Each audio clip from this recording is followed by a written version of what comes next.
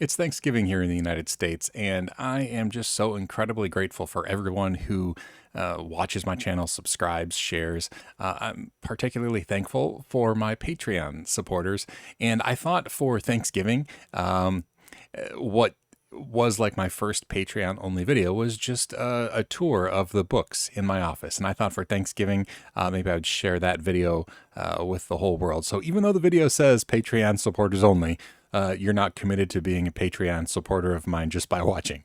But thank you if you are a Patreon supporter, and thank you if you're just somebody who is watching my videos, you're subscribed and that sort of thing. I appreciate you as well. Anyway, happy Thanksgiving, and here is a tour of my bookshelves.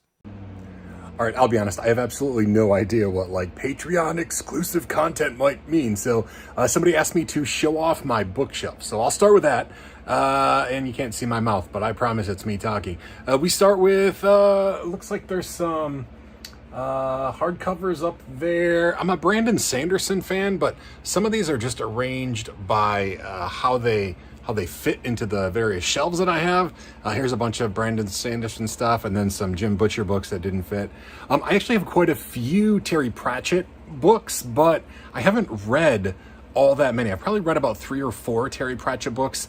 He's kind of a genius, but every once in a while, I gotta take a break when I'm reading his stuff because it can go a little over the top for me, and I'm a pretty silly guy. But anyway, then down here we have Isaac Asimov. I have to confess, I've never read any of the Foundation series, but I bought them so that I could read them someday. Let's see, what else do we have here? Tim Pratt. I started reading the first book of the series, and I haven't completed it. Down here, this is actually Jim Butcher. So the guy who wrote what did he write? The Dresden series actually wrote a 6-book series called the Codex Alera, and it was written as a joke. Somebody said he couldn't combine the Roman period and Pokemon, and he ended up writing an incredibly good series that I'm ashamed how much I love it, but it's a really great series.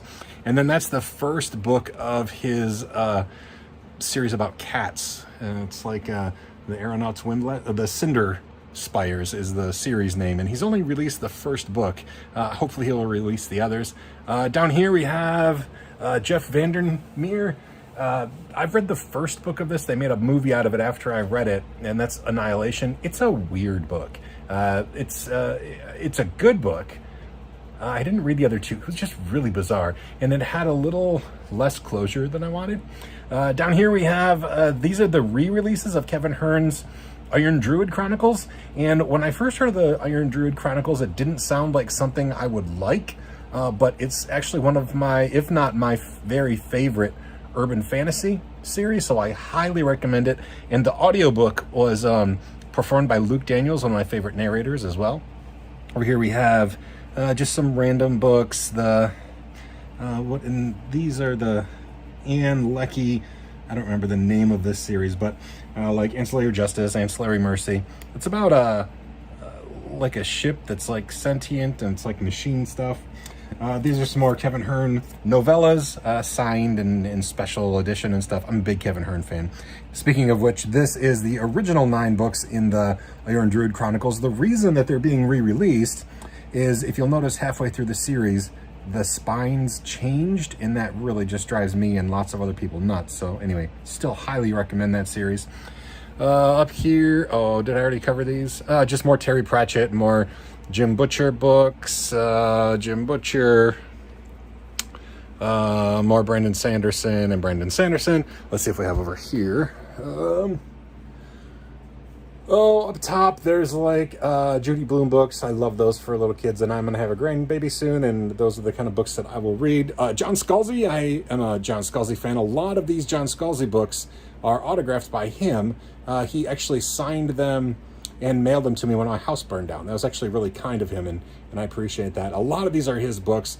These on the end are the special edition from Subterranean Press. There's still one more that has not been released, unless I missed it and it was released, but I don't think it's been released yet. And then we just have some more books.